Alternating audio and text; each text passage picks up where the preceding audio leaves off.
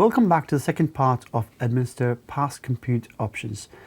Now in this part of the session, we'll have a look at container instances and understand what they are and how we can implement them. So let's get on to it. Now, just to start off with what's our Azure container, or just to understand what containers are before we go into creating one or understanding different use for it. Typically, when you're looking at an example of a virtual machine, you will start off with the details of a hardware somewhere in the backend. So somewhere you'll start off with a physical server. Now, with a lot of the environments, you could just get away without having to have a direct operating system in that environment and going directly into hypervisor. But let's just carry on with the example that we have on the screen, and we'll go into working with a host operating system onto this. Now, this is the operating system that's installed on your physical device that you're working with. On top of that physical device, the operating system that you've installed must be able to cater for you to run a solution called Hypervisor. Now, Hypervisor is what typically will allow you to virtualize the compute, the hardware that you have on your physical server. Things like your CPU power, things like your RAM, things like some of the storage space that you have on your disk. So let me just write in disk. So again, some of those hardware types that it would need to create a virtualized environment for your virtual machine to run. Now, on top of that, you will go and configure a virtual machine. Now, this is where the hypervisor is virtualizing some of that for you. Now, as you create a virtual machine, as you could have seen in the previous sessions when we discussed the IaaS solutions, you would have remembered we simply start with managing our own operating system. And in that, now this operating system is what we refer as a guest operating system, because it's a guest onto the physical hardware that we are working on. We already have a host operating system that's hosting all of these resources for us. Now, as you go and create that virtual machine, it'll bring its own binaries and libraries for you to then start working with different applications, the runtimes that you need. So it will go and carry on doing that for you. And you can start using an application in that environment and working with that application. Now, the same process will repeat if you have multiple virtual machines, and the limitation of you creating multiple virtual machines will be down to the hardware that you have in your environment and how many times you can virtualize that to create a number of virtual machines. Now, with creating a container in my environment, things look similar, but not exactly the same. So I am back onto working on my host operating system. And on top of that, I'll use an engine over here that can help me in using containers. In this scenario, we're working with a Docker engine that can help me create containers and manage them in my environment. And this Docker engine is what will host my containers. Now, one thing that's straight away different to see first in this part of the diagram, I don't have a need for a second operating system in this scenario. So it will help you understand this particular Docker engine is going to help this particular container to utilize this host operating system. So in this scenario, we are typically virtualizing the operating system or the host operating system for this container. Typically, this container will come with an image running into it. This image is where it has all the details that it requires for this particular tool to run or this app to run. So anything that it requires. This is a lightweight standalone executable solution that I have encapsulated within this environment. So it does not need anything else to run apart from it to be plugged onto an operating system and utilize some of those features from an operating system and start functioning. So when I place an image in a container and plug that container onto a Docker engine, it starts utilizing the operating system that it's working on as pretending as that application is running on that operating system. However, it's running within a container environment. Now, a few things to discuss as part of this concept, as long as you understand that right now I'm using a solution to run my app without having the need of an additional operating system, which my virtual machines would do. There are a few things that can straight away help me in understanding this. Now, one thing is, how fast is this particular service as compared to me running a virtual machine? Now let's, for example, suggest I have an error with my virtual machine. Now, whatever this error can be, the guest operating system is crashed, some sort of an issue with my binaries libraries and my app has crashed and is hung my virtual machine, and I need to restart it. Now, one way of this would be to completely shut this down and restart. Can't work it with it still. I can simply crash this entire virtual machine and recreate another virtual machine. Again, we've created virtual machine in Azure environment before. You might have seen how long it takes to do that. It takes a few seconds. Well, let's assume a minute or just over a minute for it to happen.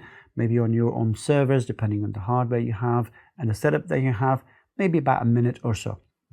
So this is what you will need to do. Once you've reconfigured it from scratch, you might have to reinstall the operating system. You might have to bring it back to life. Now let's assume it's not completely gone and it was just hung, so we're restarting it.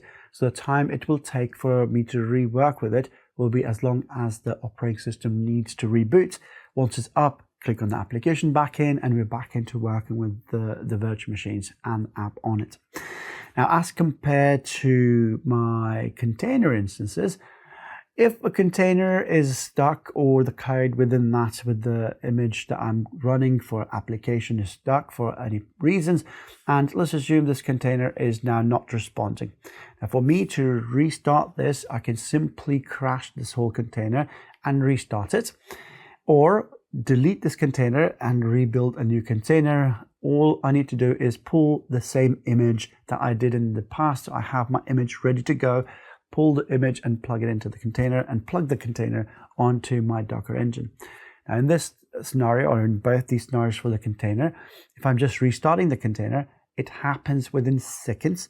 It does not require a new operating system to, or existing operating system to reboot and go back into the application. The operating system in the backend is already running. I am simply restarting the app. So the time it takes for the app to run, that's all the time it will need if I'm restarting the container.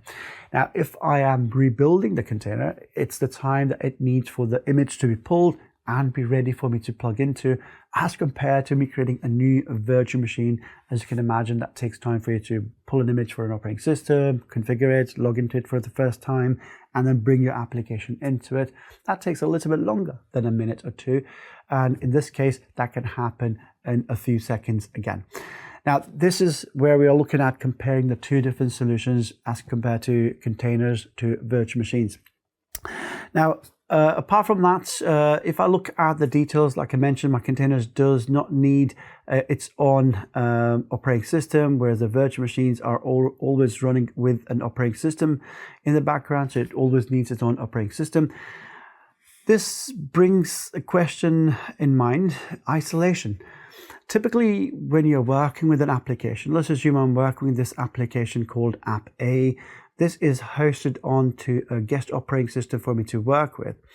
If I'm working with App B and I'm hosting some of that information in App B, then in that case, this is hosted on a separate operating system. Now, there is no chance for this data or any sort of information moving from this operating system to my hypervisor, or going even as far back down into my host operating system, going across to the other operating system and the other app. So it's completely isolated because it has its own operating system. It doesn't even need to go into the kernel or the operating system that I have as part of my host. So it stays and maintains that within that virtual machine as a completely isolated instance. Now, as compared to my containers, a lot of the time people assumed that because this is a container and it's utilizing the host OS and it's working on the host OS, if I have multiple applications working and using the same host OS, there is a chance that they're not well isolated and there can be some sort of corruption, some sort of data moving between the apps because it's using the same OS. However, Microsoft ensures that this is not the case. Using container instances in Azure, they are completely isolated as well as a virtual machine isolation. Now, in terms of persistent storage, this is interesting. We spoke about virtual machines in the previous module. We spoke about adding a disk space to the virtual machines. In fact, let me not draw a layer right here. What I am going to do is I'm going to suggest that we have a disk space allocated from the server. So this disk that I mentioned earlier on, so part of the disk size that you have within the physical server is consuming a small space and allocating that small space to this virtual machine as it's virtualizing the hardware.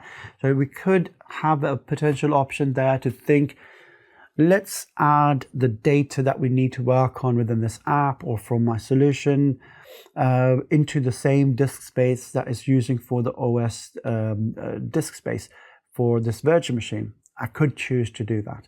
However, I do have other options as persistent storage. I can bring in other solutions to my virtual machine, things like adding an additional virtual hard disk, which we spoke about in virtual machine session. Along with that, in storage, we spoke about something called Azure Files. So I can actually host my Azure Files, and we did a demo on this as part of my storage solution, where I went onto a virtual machine and I hosted a Azure file and mapped a drive from my Azure Share to my virtual machine. So we could use some of those solutions that we have for persistent storage if we don't want to carry on doing that. Now, similar for the container instances, they don't actually have much space or built in for the containers to have any space for data to be added to it. That's not the way the containers are designed. Like I said, they're lightweight. They're not designed to have additional spaces for extra data or to add data into it. Therefore, containers, we must have some sort of persistent storage added to it. So as and when you're working with your app inside of a container, you might need to keep that data stored as if I need as a result of a process or an application I'm creating something with or other things, I need persistent storage as part of that. Now for this, it will become important for me to start looking at adding persistent storage. Now in this scenario, I can do but similar. I can bring in back the solutions that we're using for a virtual machine in this case. So instead of adding it just to the virtual machine, I can think of adding virtual hard disks into my container instances, or I could bring in Azure Files in here as well and map them to my container. And this is where they can use this as a persistent storage for me as well. So again, both the solutions in both scenarios, we can use similar situations. However, good to know that by default, the virtual machines might already have some disk space that I can rely on to, whereas containers won't have that space by default running into them. Now, I am hoping this has given you a quick understanding on what is the difference between a container as compared to a virtual machine. So earlier in the demo, when I was creating an app, I used a container image. You saw me pull a container image from the quick starter template from Microsoft Container Registry, and I simply created the app that we had in the previous demo, even though it was a very simple page with some graphics into it, but it took literally a few seconds for that app to be ready. And again, this is something that you can do in terms of bringing different solutions within your environment using containers. Now, apart from just discussing how we can use containers or the advantages of having containers as compared to virtual machines, we can also talk about some other options. Now, my container instances can also have direct access to the internet. We can provide them public IP address, have ports allocated to them, so they can have networking enabled to them. So if I needed to have connection to them to work or use other things, we can allocate that feature to my container. However, typically when we are working with solutions in our environment, we can look at containers or multiple containers working together to help me with creating my solution. Ideally, you want to host one app per container. You don't want to have too many things happening in a container. And if you do need to host multiple things, there could be dependencies of your app within a single container. Ideally, you want to split them out, and if you have multiple apps, run them in different containers if you possibly can. Now, if I look at a solution that I have on the screen, this is where I can see I have some sort of a web service that I've got running as part of my setup. And as part of that, I might need to have access to some back-end resource that I might want to work on. It could be that it's looking at some sort of a data source, could be some data running into it, some storage solution that I'm running into it. And I'm working with an app service that might need access to some of those resources. As part of the app, I'm either storing data in some storage or in a database. So I want to work with multiple solutions in that environment. Now I can host multiple solutions as together in this environment. This is where we can bring in that conversation of creating a container group. So we can bring them both together. Typically in the backend, these are hosted on the same resource when you're creating a container group. So they share a same life cycle as part of that container group. So if you're working on a project and you have multiple requirements of a solution, keep them in the same container group. That can help you manage on how you're working with things. Again, for persistent storage, you can add Azure File Share to it as well. However, you can create an access to that from public resources. You can have a public IP address assigned to it. You can also create a DNS name to it and have a web link going onto that container. So in this scenario, I might want people just to access this web service from over the internet and not see the backend service that I've got running, either as a storage or database or whatever that's connected in the backend to it. And again, isolate that connection coming in. So not allow connection directly to my backend space that I have for storage in this scenario. So I can plan to create container groups to group these solutions together in my environment. Now, typically when we are working with containers and looking at creating different solutions with containers, there could be a potential use for me to use, instead of one container, of a group of containers with 3 things into it. I might look at creating a solution that is like my microservices, splitting down my entire solution in smaller containers and then implementing that out to make sure I have a way of running a solution so there's less downtime. So if I have an entire payment system plan created for an organization, or let's say for a supermarket or some other solution or similar solution for an online site, if a part of that service is broken, I don't want everything to come to a halt. We could simply go into that microservice and look into that particular container that's not functioning and reboot it, recreate it, bring it back up. Again, building that fault tolerance in case if it fails, we restart and we bring it back up. Now, for us to do that, typically you're looking at a solution that can help you manage a lot of different containers and microservices in your environment. Typically in Azure, you'll look into managing an Azure Kubernetes services. Now, Kubernetes services on its own is a huge topic and covers a lot of different, or requires you to understand a lot of different details. And you need to understand how to master that before you can start implementing them.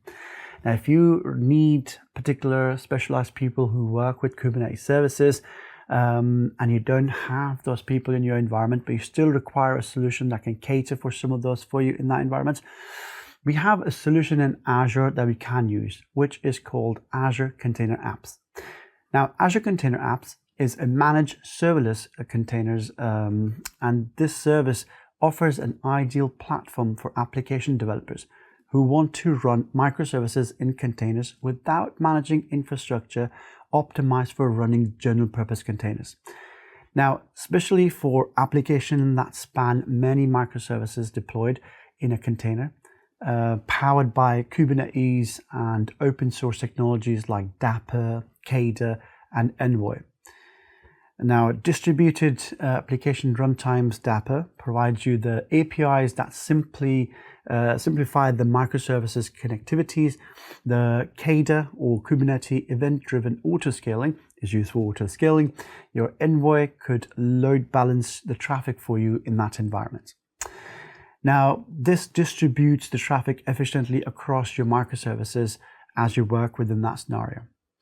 Now, the supports for your running on demand and scheduling and event-driven jobs is part of all that what Envoy can provide.